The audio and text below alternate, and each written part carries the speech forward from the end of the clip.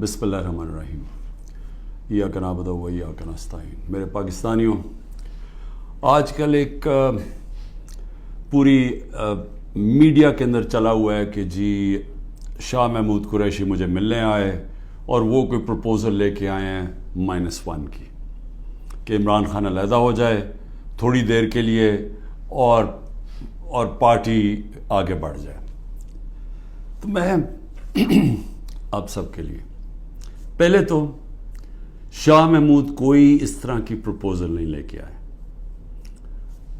اور بات چیت ہوئی کہ ان کا جیل میں ٹائم گزرا، کس سے ملے، ہمارے کئی لوگ تھے جو ان سے ملنے آئے، تو وہ سب کی بات چیت ہوئی اور پھر آگے ہم نے کرنا کیا۔ لیکن میں آپ سب کو ذرا سمجھانا چاہتا ہوں کہ 2 طرح کی پالیٹکس ہے، یہ آپ نے بڑا ضروری سمجھنا ہے، کیونکہ ایک پالیٹکس میں یہ -1 چلتا ہے۔ وہ کون سی پالیٹکس ہے؟ اس کو پاور پالیٹکس کہتے ہیں۔ وہ پالیٹکس ہوتی ہے اقتدار کی پالیٹکس۔ وہ پالیٹکس ہے کہ اگر عمران خان پرائم منسٹر بننا چاہے، اچھا جی ابھی اسٹیبلشمنٹ میرے سے ناراض ہے، چلو میں تھوڑا پیچھے ہو جاتا ہوں، پارٹی کو آگے کر دیتا ہوں، کوئی ڈیل کر لیتا ہوں، کوئی سمجھوتا کر لیتا ہوں، اور اس کے بعد پھر آگے جا کے دیکھیں گے کہ ابھی کسی اور کے حوالے کر دوں تو وہ اس کے بعد پھر میری باری آ جائے گی۔ اس کو پاور پالیٹکس کہتے ہیں۔ دوسری پالیٹکس ہے جو میں پالیٹکس کر رہا ہوں 27 سال سے، وہ پالیٹکس ہے جو قائد اعظم کی پالیٹکس تھی۔ وہ پالیٹکس وہ ہے جو کہ مشن کی پالیٹکس ہے، کوئی وہ ذات کی پالیٹکس نہیں ہے۔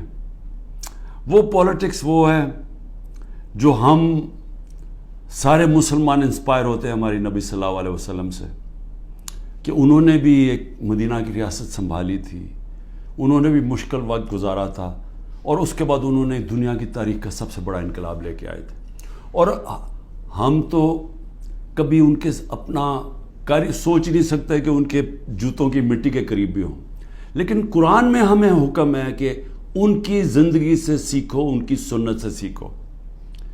وہ پالیٹکس بڑے مقصد کی ہے، وہ اپنی ذات سے ہٹ کے ہے، کہ میرے نبی صلی اللہ علیہ وسلم جب سارا عرب ان کے نیچے آ گیا تھا تو انہوں نے اپنا رہن سہن نہیں بدلا، وہ جدھر تھے ادھر ہی رہے، مقصد بڑا تھا۔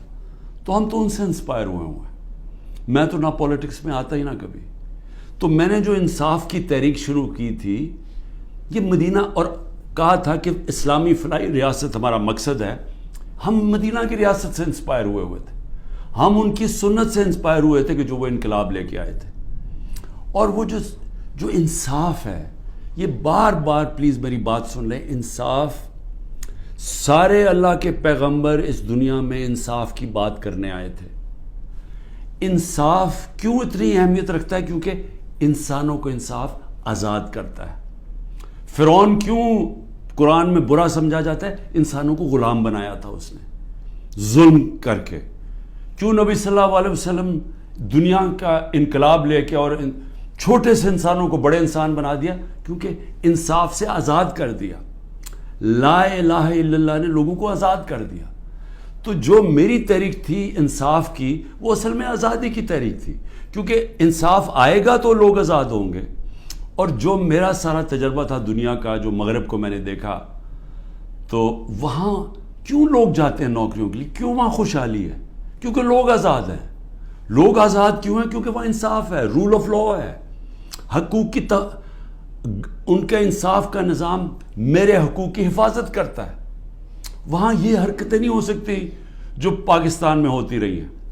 اور میں یہ بھی کہتا ہوں کہ میرے اپنے لوگوں کو، میں اپنی ٹیم کو بتاتا ہوں کہ اب آپ کو پتہ چلا جو ہمارے پر جب ظلم ہوا، کہ کیسے پاکستان کا کمزور طبقہ، مزدور، ہاری، کسان، جو کمزور طبقہ ہے، غریب، وہ چھابڑی والا، چھوٹے دکاندار، چھوٹے صنعت کار، یہ ہر وقت ان کو اس کا ظلم کا سامنا کرنا پڑتا ہے۔ جب وہ طاقتور کے سامنے آتے ہیں، ان کے پاس کوئی ان کی حفاظت کرنے کے لیے نہیں، ان کے تحفظ کرنے کے لیے نہیں، ان کے فنڈامنٹل رائٹس کو کوئی کسی قسم کا تحفظ نہیں۔ اور اس لیے تھانہ کچہری پٹواری کی پالیٹکس ہے، کیونکہ جو ان کا رائٹ ہے تھانہ کچہری پٹواری، وہی ان کو ادھر ظلم ہوتا ہے ان کے اوپر، ان کی زمینوں پہ قبضہ ہوتا ہے، قبضہ گروپ ہے یہاں، کیونکہ انصاف نہیں ہے.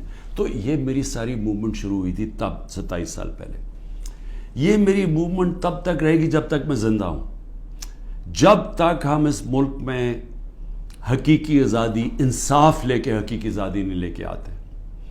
اب یہ جب مجھے یہ کہتی ہیں چیزیں کہ جی وہ -1 کیسے ہوگا؟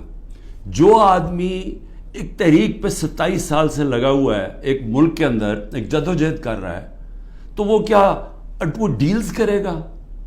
کیا اس کو کیا چیز اس کو خریدے گی؟ بتائیں میرے ضمیر کی کیا قیمت ہے؟ کیا پرائم منسٹرشپ قیمت ہے کہ اگر آپ یہ کر دیں تو آپ کو پرائم منسٹر میں تو پرائم منسٹر بن چکا ہوں. اور میں نے جب پرائم منسٹر بنا میں نے ایک بات کہی کہ اگر پھر وہ مجھے 2018 کا موقع ملتا میں سیدھی الیکشن پھر سے کرواتا، کیونکہ جو میں انصاف لانا چاہتا ہوں اور طاقتور کو قانون کے نیچے لانا چاہتا ہوں وہ آئی تب سکتا ہے جب آپ کے پاس طاقت ہو. تو جب ایک کمزور ایک کولیشن گورنمنٹ، وہ اس پہ کیسے طاقت ہوگی کہ اس ملک میں انصاف قائم کرے؟ تو میں نے اس لیے بار بار میں نے کہا، میرے سے جب لوگوں نے پوچھا کہ آپ نے کیا غلطی کی، میں نے کہا میں نے غلطی یہ کی کہ مجھے شروع میں الیکشن کروا دینے چاہیے تھے، اور کمزور گورنمنٹ سے میں وہ اصلاحات جو لانا چاہتا تھا وہ نہیں لا سکتا تھا. تو اب میں آپ کو بتاؤں کہ جس طرح کی حرکتیں ہو رہی ہیں میرے لوگوں کے اوپر، میں اس لیے یہ آپ کے سامنے رکھنا چاہتا ہوں کہ آزاد معاشروں کے اندر یہ نہیں ہو سکتا. یہ صرف غلاموں کو ہوتا ہے. یہ صرف فرعون ایسی حرکتیں کرتا تھا لوگوں کے اوپر دہشت پھیلانے کے لیے، جو آج ہمارے پہ ہو رہا ہے. اور میں سارے پاکستانیوں کو کہنا چاہتا ہوں، جو اس وقت یہ پی ڈی ایم والے بھی بیٹھے ہوئے ہیں، یہ جو آپ تماشا دیکھ رہے ہیں، یہ یاد رکھیں کہ یہ آج ہمارے پہ ظلم ہو رہا ہے. یہ ظلم آپ کے اوپر بھی ہوگا جب ایک ملک کے سارے انصاف کے اداروں کو، جب ان کو استعمال کیا جاتا ہے، حکومتی اداروں کو استعمال کیا جاتا ہے ایک پارٹی کو ختم کرنے کے لیے اور ان کے لوگوں کے اوپر دہشت پھیلانے کے لیے. تو یہ سسٹم پھر جاتا نہیں ہے. کوئی بھی سنبھال کے یہ سسٹم سب اگر آج ہمارے حقوق نہیں، اگر ہمارے فنڈامنٹل رائٹس نہیں ہیں، تو یہ اب کل آپ کے بھی نہیں ہوں گے. فنڈامنٹل رائٹس تو ایک قوم کے حفاظت ہوتے ہیں نا، ان کو ہیومن رائٹس کہتے ہیں. یہ ہیومن رائٹس سارے ملک کے ہوتے ہیں. یہ نہیں ہوتا کہ ایک طبقے کے آپ ہیومن رائٹس لے لیں اور وہ طبقہ کیا ہے؟ ملک کی سب سے بڑی جماعت جس کا سب سے بڑا ووٹ بینک ہے. اگر آپ اس کے ہیومن رائٹس آج وائلیٹ کر رہے ہیں تو اس کا مطلب ہیومن رائٹس نہیں ہے، کیونکہ ہیومن رائٹس کو تو ایک ملک کی عدلیہ اس کی حفاظت کرتی ہے. تو ہماری عدلیہ کے تو کچھ ہوتا ہی نہیں ہے. ہماری عدلیہ نے تو سپریم کورٹ کہتا ہے الیکشنز ہوں گی 14 مئی کو آئین کے مطابق، گورنمنٹ پرواہی نہیں کرتی. تو گورنمنٹ آگے کیوں الیکشن؟ یعنی یہ تو اس کا مطلب کہ اس وقت طاقت کی حکمرانی آ گئی، کیونکہ جب آپ آئین سے باہر نکل گئے تو قانون سے باہر نکل گئے، اس کے مطلب جو طاقتور چاہے وہ کرے گا. تو یہ سارے ملک کو افیکٹ کرے گا. یہ تباہی سارے ملک پہ آ رہی ہے. تو ہمارے لوگوں کو جو مجھے صرف افسوس یہ ہے کہ کوئی فرق نہیں کیا جا رہا. جو تحریک انصاف کا ہے اور جو وہ کھڑا ہو کے کہنے کے لیے تیار نہیں ہے لیڈرشپ میں سے کہ میں پارٹی چھوڑ رہا ہوں، اس کے اوپر ہر قسم کا ظلم ہو رہا ہے. ان کی بزنسز بند کر رہے ہیں، ان کے فیملیز تک پہنچ گئے ہیں، ان کے بچوں تک پہنچ گئے ہیں. ہر قسم کی بلیک میل، رات کو گھس جاتے ہیں گھروں میں، گھر تباہ کر کے رکھ دیتے ہیں، لوٹ لیتے ہیں گھروں کو ڈاکہ مارا جاتا ہے، جو ملتا ہے اس کو پکڑ کے لے جاتے ہیں. اگر وہ سارے تو چھپے ہوئے ہیں، ان کے رشتہ داروں کو پکڑ کے لے جاتے ہیں. یہ تو بدترین دنیا کی ڈکٹیٹرشپس میں، یعنی وہ نظام جن کی دنیا مثال دیتی ہے، ہٹلر کا جرمنی، اسٹالن کا رشیا، سوویت یونین، یہ ان خوفناک ظلم کے نظاموں میں اس طرح کی چیزیں ہوتی تھی جو آج ہمارے اوپر ہو رہی ہیں. میرے پاس عالیہ حمزہ کی بیٹیاں ہیں، میں نے کل ان کو ملا، 3 بیٹیوں کو. 1 مہینے سے اس کو بند کیا ہوا عالیہ حمزہ. کیا اس کا قصور ہے؟ اس کا والد وہ میرے پاس آئے، انہوں نے بتایا کیسے گھر میں گھس کے انہوں نے ساری چیزیں توڑ دی، ان کی ٹی وی توڑ دیے. 2 آدمی انہوں نے لاٹھیاں پکڑی ہوئی تھی، جو چیز آئے توڑ کے چلے گئے. جو چیز 2-3 اچھی چیزیں پسند آئی اٹھا کے لے گئے. تو یہ کون سے ملک میں ہوتا ہے؟ یہ غلام ملکوں میں لوگوں کو غلام بنانے کے لیے یہ ہو رہا ہے. یہ آزاد قوموں میں نہیں ہوتا. اور یہ جس طرف ہم اب جا رہے ہیں, یہ جو ظلم کر رہے ہیں, صرف اور صرف خوف پلا کے سمجھ رہے ہیں کہ یہ پارٹی ٹوٹ جائے گی. اور کئی لوگ چلے بھی گئے ہیں. لیکن کیا اب میرے سے پوچھیں کہ کیا مجھے اس سے کوئی فرق پڑ رہا ہے؟ 150 سے اوپر کیسز کر دیے, قتل کا کیس آخری کر دیا میرے اوپر. مجھے 19 بیلیں لیے میں نے ایک دن میں. یہ دنیا کا ریکارڈ ہے. اس کے بعد 4 گھنٹے نیب میں بیٹھا ہوں. 4 گھنٹے نیب نے میرے سے وہ جو سوال پوچھے, میں چیلنج کرتا ہوں کہ کسی عدالت کے اندر کبھی بھی یہ کیس کی کوئی اہمیت ہو جائے. کوئی کیس ہی نہیں ہے. کیبنٹ کا فیصلہ ہے, ساری کیبنٹ نے فیصلہ کیا. اب یہ دکھانا تھا کہ مجھے اس سے کوئی ذاتی فائدہ ہوا. کیا القاعدہ جو پہلا بن چکی تھی, شروع ہو گئی تھی یونیورسٹی, کیا وہ ایک ٹرسٹ ہے؟ وہاں غریب گھرانوں کے بچوں کو مفت تعلیم مل رہی ہے سیرت نبی پہ اور یہ جو ٹیکنالوجی کے اوپر. وہ ٹرسٹ ہے. جس طرح شوکت خانم ہے, مجھے اس سے کیا فائدہ ہے؟ 1 روپیہ نہیں دکھا سکتے مجھے کیا فائدہ ہو. نہ ہی ہو, کسی ٹرسٹ سے کسی کو فائدہ نہیں ہو سکتا. ٹرسٹ ڈیڈ میں لکھا ہوا ہے. تو وہ کیسز بھی ہیں, قتل کا کیس بھی ہے. ہر روز کوئی نئے کیس آ جاتا ہے. عدالتوں کے میں چکر مار رہا ہوں, لیکن مجھے اس سے کوئی فرق نہیں پڑتا. میں ہر عدالت میں جاتا ہوں, ہر کیس میں جاتا ہوں, یہ بتانے کے لیے کہ میں قانون سے اوپر نہیں ہوں. جبکہ میرے اوپر یہ جان کے کیا جا رہا ہے, یہ مجھے خوف دلانے کے لیے کیا جا رہا ہے.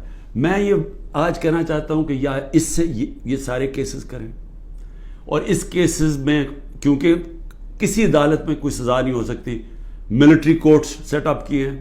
اپروور ڈھونڈے جا رہے ہیں جو کہ جی عمران خان نے ہمیں کہا تھا کہ وہ کور کمانڈر کا گھر جلاؤ. یہ کہیں گے, ان میں سے کوئی اپروور آ جائیں گے, مجھے ملٹری کورٹ میں لے جائیں گے, سزا ہو جائے گی. مجھے کوئی فرق نہیں پڑے گا. جو آدمی ایک مشن, جو 22 سال سٹرگل کر کے, جو اگر جس کے پاس سب کچھ تھا, کوئی ضرورت نہیں تھی 22 سال سٹرگل کرنے کی, اگر وہ آج 27 سال کے بعد اگر کسی کا خیال ہے کہ میں جیل سے ڈر جاؤں گا, یا جو بھی یہ جو 2.5 قاتلانے ہم 2 میرے اوپر حملے ہو چکے ہیں قتل کرنے کے لیے, ایک مجھے وقت پہ پتہ چل گیا تو میں نے ٹی وی پہ بتا دیا کہ کیا کرنے جا رہے تھے, تو اس سے کیا فرق پڑے گا؟ جو قاتلانہ حملے سے نہیں ڈرتا تو وہ کس سے اور ڈرے گا؟ لیکن اس سے بھی زیادہ گھٹیا پان میری بہنوں تک پہنچ گئے ہیں. میری بیوی کے اوپر کیس, ٹرسٹی ہو کے اس کا وارنٹ کا, ایک ٹرسٹی کو 1 پیسہ نہیں مل سکتا, کیونکہ وہ سیرت نبی میں بہت ان کی سٹڈی ہے, وہ انٹرسٹڈ تھی القادر یونیورسٹی, وہ ٹرسٹی ہے, اس کے اوپر وارنٹ نکال دیا. میری بہنوں کے اوپر, میں صرف یہ بتا رہا ہوں کہ کس لیول پہ پہنچ گئے ہیں. ایک بہن کا بیٹے کے اوپر وارنٹ نکالا ہے, اس کا خنسامہ اٹھا کے لے گئے, وہ بیٹا نہیں تھا. خنسامہ جب واپس آیا, وہ آئی سی یو میں 2 ہفتے سے پڑا ہوا ہے, آئی سی یو کے اندر خنسامہ, اسے پتہ کیا کیا وہاں جیل کے اندر. ایک بہن اس کی بہو کے پاس پہنچ گئے کہ جی آپ کوئی جیو فینسنگ میں آپ کہیں تھی, اس کے پاس پہنچ گئے. ایک بہن اس کی زمین اس کے اوپر اینٹی کرپشن پہنچ گئی ہے. میں نے اپنی بہنوں کو ویسے کہا, میں نے کہا دیکھو ملک سے باہر چلے جاؤ. وہ تینوں کھڑی ہیں, نہیں ہم فیس کریں گے, ہم نہیں جاتے. مجھے کئی دفعہ جی عمران خان آپ ملک سے باہر, میں کیوں ملک سے باہر جاؤں گا؟ یعنی میں نے اگر کوئی کرپشن کی ہوتی تو میں بھی شاید, جس طرح یہ بھاگ جاتے ہیں جب ان کے اوپر اقتدار سے نکلتے ہیں, سب باہر بھاگ جاتے ہیں کیونکہ ان کے کیسز ہوتے ہیں, باہر بھاگتے ہیں, کیسز رک جاتے ہیں. میں سارے کیسز فیس کروں گا کیونکہ میں نے کوئی غلط کام نہیں کیا. مجھے پتہ ہے اللہ الحق ہے. یہ خود ہی جب یہ جو کوئٹہ کا مرڈر کیس کیا, یہ خود ہی ذلیل ہو رہے ہیں اس میں. سب کو پتہ ہے, کوئٹہ کے اندر سب کو پتہ ہے کہ ان کی دشمنی تھی. میں پھر آگے آپ کو کہوں, اب آگے کیا راستہ ہے, ملک کا راستہ آگے کیا ہے؟ میں جو یہ ان سے بات کرتا ہوں کہ میرے سے بات چیت کرو, کوئی بات چیت نہیں کرتا. میں اپنی اسٹیبلشمنٹ آرمی چیف سے اسے کہتا ہوں کہ بات چیت کرو, وہ کوئی بات چیت کرنے کے لیے تیار نہیں ہے. میں اپنی ذات کے لیے آپ سے بات نہیں کرنا چاہتا. مجھے آپ کچھ نہیں دے سکتے. قوم میرے ساتھ کھڑی ہے, کیا کوئی دے سکتا ہے؟ میں کوئی چور دروازے تو آنا نہیں چاہتا. اگر قوم مجھے ووٹ دے گی میں تیار ہوں, لیکن اگر قوم ووٹ نہیں دے گی تو نہیں. اللہ نے تو سب کچھ, میں وہ اللہ نے کا شکر ادا کرتا ہوں ہر وقت جو اس نے مجھے دیا. لیکن میں بات کرنا چاہتا ہوں کہ ملک تباہی کی طرف جا رہا ہے.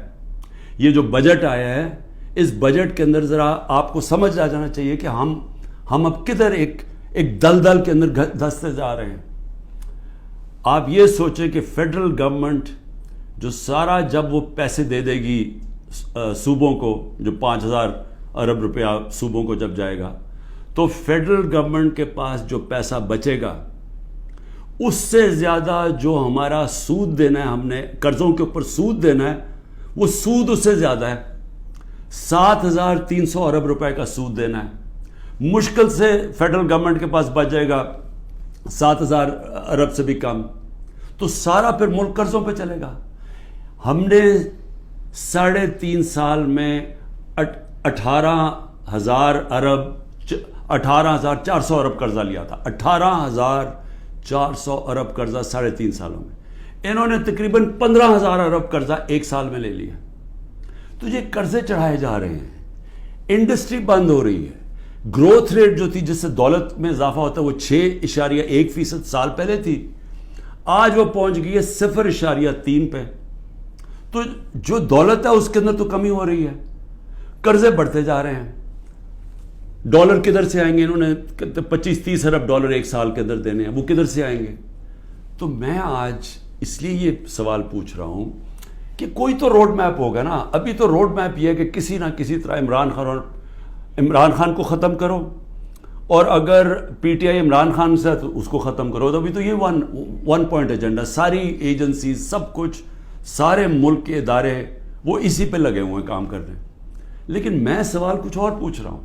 میں یہ نہیں کہہ رہا کہ کریں, ہم کھڑے ہیں. اس میں سے ایک آپ یہ کرم کر رہے ہیں کہ میرے جو نظریاتی لوگ ہیں وہ نظر آنا شروع ہو گئے ہیں کہ وہ نظریاتی لوگ کون ہیں, اور وہ نظر آنا شروع ہو گئے کہ جو ہمارے ساتھ اور مقصد کے لیے آئے تھے, ان نظریے کے لیے نہیں آئے تھے.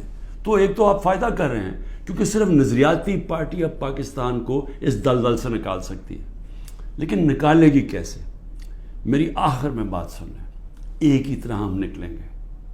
ہمیں کوئی اب باہر سے پیسے دینے کے لیے تیار نہیں ہے. ہمارے جو دوست ملک ہیں وہ بھی پیسے دینے کے لیے نہیں تیار. میرے لیے جو سب سے زیادہ شرمندگی ہوتی تھی کہ جب میں اپنے دوست ملکوں سے پیسے مانگنے گیا ملک کے لیے, کیونکہ دیوالیہ نکلا ہوا تھا ہمارا, تو اس وقت ملک ہمارے پاس تو سب سے بڑا بیرونی خسارہ چھوڑ کے گئے تھے یہ نون لیگ والے, یہ اسحاق ڈار. تو ان سے پیسہ مانگنا سب سے شرمندگی تھی. اب کیسے نکلنا ہے میں آپ کو بتاتا ہوں کیسے نکلنا ہے. اس میں ایک سورس ہے اوورسیز پاکستانی, یہ یاد رکھ لیں. بیرون ملک پاکستانی آپ کو نکالیں گے ادھر سے, اور بیرون ملک پاکستانی کیسے نکالیں گے؟ میں نے پھر سے آپ کو کہتا ہوں کہ 16,000 پاکستانی امریکن ڈاکٹرز, ان کی نیٹ ورتھ 200 ارب ڈالر ہے.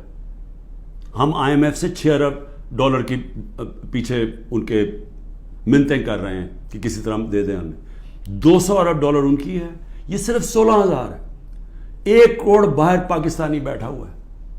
اگر ہم کسی طرح ان کی انویسٹمنٹ لیں, وہ یا سرمایہ کاری شروع کر دیں بجائے دبئی میں کرنے میں اور دنیا میں اور ملکوں میں کر رہے ہیں, اگر وہ سرمایہ کاری شروع کر دیں, آپ یقین کریں یہ ملک اتنی تیزی سے اٹھ سکتا ہے, کیونکہ ڈالر اندر آنے شروع ہوں گے, نوکریاں مل, اور وہ آنا شروع ہو گیا تھا. ہمارے آخری دنوں میں پیسہ اوورسیز, روشن ڈیجیٹل اکاؤنٹ کیا تھا اوورسیز پاکستان, 1.5 سال کے اندر 5.5 ارب ڈالر پہنچ گیا تھا. اوورسیز پاکستانیوں نے انویسٹمنٹ پلانز بنا لیے تھے. ہماری یہ جو راوی پروجیکٹ اور یہ جو بنڈل آئلینڈ کا پروجیکٹ تھا, وہاں باہر کی کمپنیز, بڑی بڑی کمپنیز آ رہی تھیں ڈالر انویسٹ کرنے کے لیے, جب انہوں نے این او سی واپس لے لیا سندھ گورنمنٹ میں. دیکھیں, بچانا اس ملک کو اوورسیز پاکستانی. جب چائنا نے اور ہندوستان نے اپنی اکانومی کھولی تو اوورسیز چائنیز اور اوورسیز ہندوستانیوں نے پہلے انویسٹ کیا تھا. ہمارا بھی وہ انویسٹ کریں گے, لیکن اس کے لیے جب تک انصاف کا نظام ہم ٹھیک نہیں کریں گے, قانون کی بالادستی, رول آف لا, جب تک ہم یہ نہیں قائم کریں گے ان کا پیسہ نہیں آنے لگا. تو چیلنج اب کیا ہے؟ رول آف لا ہم نے ختم کر کے رکھ دیا. پہلے 140 ملکوں میں سے پاکستان 129 تھا رول آف لا میں. اب جو یہ انہوں نے کریک ڈاؤن کیا اب تو یہ بالکل ہی نیچے گر گیا ہے, اب تو وہ بنانا ریپبلک بن گیا ہے. تو جب رول آف لا ہی نہیں ہے, انویسٹمنٹ کیسے آئے گی؟ انویسٹمنٹ نہیں آئے گی, دولت میں اضافہ کیسے ہوگا؟ یہاں تو اس وقت پاکستانی پیسہ باہر بھیج رہے ہیں, پاکستانی ڈالر لے کے بیٹھے ہوئے ہیں کیونکہ وہ کسی کو اعتماد ہی نہیں ہے. تو جب تک ہم اس ملک کا نظام ٹھیک نہیں کرتے, جو میں 27 سال پہلے انصاف کی تحریک لے کے نکلا تھا, رول آف لا کی تحریک, وہ جب تک اب ہم قائم نہیں کریں گے, پاکستان کے نظام کو ٹھیک نہیں کریں گے, گورننس سسٹم تب ٹھیک ہوگا, ادارے مضبوط ہوں گے. اور جب لوگوں کو اعتماد ہو جائے گا کہ ہمارے اب جب میں اپنی سرمایہ کاری کروں تو یہاں کا جو قانون ہے, جو ان کی لا انفورسمنٹ ہے, جو ان کی عدلیہ ہے, وہ میری سرمایہ کاری کی حفاظت کرے گی, میرے سے فراڈ نہیں ہونے دے گی. یہ جب تک اعتماد نہیں ہوتا پیسہ نہیں آنے لگا. اور اس کے لیے جب تک کہ حکومت نہیں آتی جو پبلک مینڈیٹ سے آئے, جس کو پبلک سپورٹ کرے, جس کو بڑا ووٹ ملے اور پبلک کی سپورٹ سے آئے, صرف وہی بڑے بڑے فیصلے کر سکتی ہے. نہیں تو ان کو تو آپ نے دیکھ ہی لیا ہے کیا کیا انہوں نے, سوائے مہنگائی کر کے, تاریخی مہنگائی 38% پہ, انہوں نے کیا کیا؟ انڈسٹری بند ہو گئی ہے, بے روزگاری بڑھ گئی ہے, گروتھ ریٹ, انہوں نے اور کیا کرنا ہے؟ تو یہ جو ابھی تک تو گیم پلان میں یہی کھچڑی پکنے لگی ہے نا, آگے نئی آ گئی ہے, نئی جماعت ایک کریٹ کر دی ہے. ہم نے بھی اپنے بڑے بڑے اچھے 27 سال پرانے ہم نے لوگ وہاں بھی بھیج دیا ہیں ان کے پاس, اور ضرورت ہے تو حکم کریں ہم اور بھی بھیج دیتے ہیں. لیکن اس سے ملک ٹھیک نہیں ہونے لگا. ملک ٹھیک تب ہوگا جب ایک public mandate, free and fair election کے بعد ایک مضبوط گورنمنٹ آئے گی. اور میں اپنی اسٹیبلشمنٹ کو آج پھر سے کہتا ہوں, نظر ثانی کرے, ملک تباہی کی طرف جا رہا ہے. اور جب یہ تباہی جس طرف جا رہا ہے اور IMF کی اگلی کنڈیشنز آئیں گی, جس طرح انہوں نے مصر اور سری لنکا میں انہوں نے کنڈیشن لگائی, وہ کیا ہے کہ فوج کا بجٹ کام کرو, دونوں جگہ انہوں نے کہا. تو یہ تو ہم ادھر جا رہے ہیں کہ ہم اپنی سیکیورٹی اینڈ میں کمپرومائز کریں گے, اور ایک دفعہ سیکیورٹی کمپرومائز ہوگی اس ملک کی تو ہمارے جو دشمن بیٹھے ہیں وہ ملک توڑنے کے لیے تیار ہیں. تو میں اس لیے آپ کو کہہ رہا ہوں, مجھے کوئی ریلیف نہیں چاہیے, مجھے کوئی آپ کی مدد نہیں چاہیے, میں کوئی مجھے یہ سمجھے کہ یہ جو سارا کچھ ہو رہا ہے انتقامی کارروائی, مجھے چھوڑے میری بہنیں باہر جانے کے لیے نہیں تیار. وہ تو عورتوں کے اوپر تو کبھی اس ملک میں ایسے نہیں ہوا, لیکن ملک نیچے جا رہا ہے. اور اس لیے وقت کم ہے, جس طرح دن بڑھتے جا رہے ہیں ہم اور اپنے ملک کو تباہی کی طرف لے کے جا رہے ہیں. صرف قانون ختم ہو چکا ہے.